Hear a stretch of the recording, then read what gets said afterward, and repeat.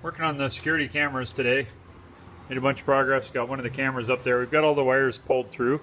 We did that a lot as we did the ceiling and stuff, and we still had access. So we pulled the wires through, and I'm just working on getting them connected, get a few of the cameras mounted. So there's one over in that corner right now. There's a wire there. There's one camera mounted there. There's another camera mounted back here. There's another wire there. And then we're over in this corner. One thing with these, they run a separate power. So you've got your cable, which is actual video cable, and then you've got the power to the camera. So they come with a little lead. These cables come in a roll. You can get the pre-made ones. Chances are you'll have one that's 1,000,000 feet too long and one that's about 2 feet too short. So this one, it's easier to just get the cables in, pull them all the right lengths, and then you got to solder the plugs on. They give you some connectors. You can just crimp them on. I prefer to actually solder them. I'll solder them, and then all the other ones have heat shrink. This one I ran out, so I get some extra tape on there, but we'll tape these and then be all ready for the camera. This particular one here is going to be what they call one of the dome cameras. So it goes up there, the wires disappear out the back, and it's just a round vandal-proof dome. There are different ones in different locations. I found these are easiest if you got to mount them on a suspended ceiling. You can just use the anchors that go through that kind of split open. You guys get to see a lot of my hands, but the anchors that split open, so it gives you good support on the ceiling tiles. If you have to, you can move the tile up out of the way and the camera just goes with it. Anything that I'm mounting through a wall, like down there, the one over in this corner, we use the bullet cameras there. They're both the same. It's just a little different look, a little different layout. So use the bullet cameras there, and then using the bullet cameras out, or the vandal-proof dome cameras outside. Just, you know, they blend in a little more. They're just round. Once you tighten them up, they're really hard to move, so people can't mess with them. But these are all up nice and high. Nobody will be able to mess with them at all. Let me just circle down here into the main room. You shut off some music. 1 second. You always got to have a radio playing. So what we've got up in here, this is the main, in the back of where the change machine and the ATM and stuff are going to be. So I mounted a shelf up a little higher. One of my other stores, actually both my other stores, I put them up way too high. I need a ladder to get up to them. This one will just have a little step stool here, but it's not something you're messing with all the time, so I just try and get them up out of the way. Keeps the wires up, keeps everything nice, and you just don't have to deal with it. Down here I'll end up with a couple of workbenches for the change machines and just places to store things and stuff. But this box up here, not something we got to get into, so just pop it open. In there is the power, so that one that I just soldered on the other one, on the cable, that's where it's all going to feed from. So you feed 120 into that, and then it goes out.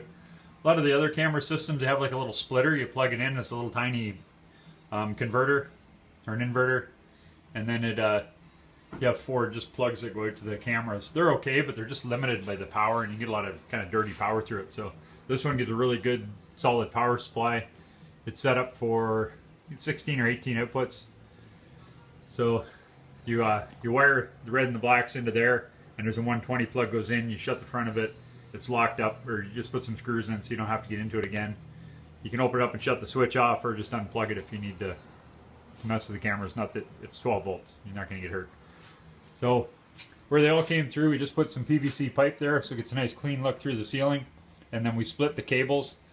And just because they're formed, they're called the Siamese cables, so they both pull together at the same time when they're first made. So we ran, this one here is where we ran the power cables through, and then this other vertical one, it just comes down, and this is the DVR here. So I still got to put all the plugs on these cables. I'll get them all cut up, and they'll get trimmed back nicely into the corner there. It's something I really just didn't do in my other stores, but again, the other stores, what I was dealing with was pre-cut cables. And I just ended up with rolls and rolls of cable, trying to hide it somewhere, and then one was too short, so you had to move your DVR up higher because you were too short to reach it. So this one, I'm just taking the time to wire it all in, but it's not hard to do. It takes a bit of time. I've been working on this most of the day. You know, in and out, you're still constantly getting, you know, contractors asking you, how do you want this, how do you want that, and which is fine by me. I want to make, I'd rather have masks, and I can just fine tune it as we go through. But we got that done. Got the last camera mounted. Just finished taping up that one wire, and then just get the connectors on these and get them all plugged in and get this whole thing nice and tidied up. So our DVR is going to go up here. We've got our cable and our internet. It's already hooked up. We just we put it in last week, so we still had access before we started putting too many ceiling tiles in. So the wireless router will sit up on this table as well, as long with the modem. It'll all be mounted up here out of the way. And then that's what this plug was put in here for, to be able to feed all those. So we'll put a UPS off of this. That'll you know, give us a decent amount of uninterrupted power. Should we have a power failure, we'll still have the cameras on. And it all depends on how big of the one you put in, how much time you're going to have left when you're done. And then the bottom one, we got that set up for the ATM and for the change machine, which is sitting over there. We'll put another UPS on that one just to give it a separate one. And you know, if we do have a problem with the one for the change machine, we can always just grab the one for the cameras until we get a spare in. But we'll get those up there and mounted and all ready to go. Nice thing about that is it protects your change machine from any voltage spikes. If you get a thunderstorm or lightning in the area, you're not going to fry your change machine. It'll pick it up.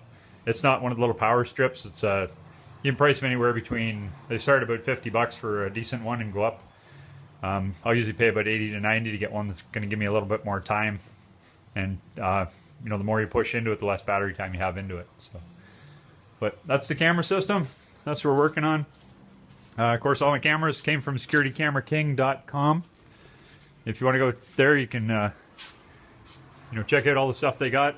The best thing I like about them, we did a podcast with Zeke from Security Camera King, also known as Tech Pro Security, and explained, you know, how they set up and all this stuff.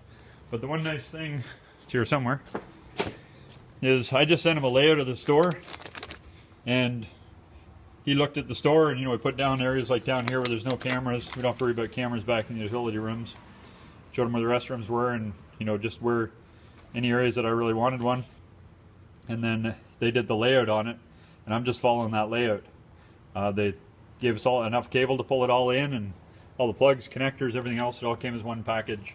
We upgraded the DVR to 6 terabytes, so it'll hold like 2 months of stuff. It'll go for a long time. But you know, they give you the cameras, they lay them out, so you're going to get the good coverage. There's no dead spots in here. We've got every angle covered across here. And that one picks up down the center aisle, across the dryers. There's no corners that we're not seeing some part of in this. A couple back in the future drop-off area, and then we've got the 2 out here that are outside, and 1 covering the back door. Where this is going to help too is we've got a pawn shop next door, so that'll help cover a bit of theirs. If they ever have an issue, then you know, we got a camera covering the back parking lot area back here. So securitycameraking.com. Again, head on to there and check them out, and they'll help you. The prices are good. You know, once we get this all in, get the internet hooked up, I just go online with my computer, log into their tech guys. The tech guys log into my computer. They go through, set it all up so I can see it from my phone. I can see it remotely. They do all the work, making sure it all works. You know, if you put a new router in, do the same thing. You know, 3 years down the road, you need a new router. They'll go back in and set it all up for you again. So, you know, lifetime tech support. I've had their cameras for 6 years, and they'll still give me a hand if I got a problem with them. So a bit of a sales pitch there, but I mean, it's a good quality company, and they work really good. The one other thing we upgraded to here was, see this one camera here?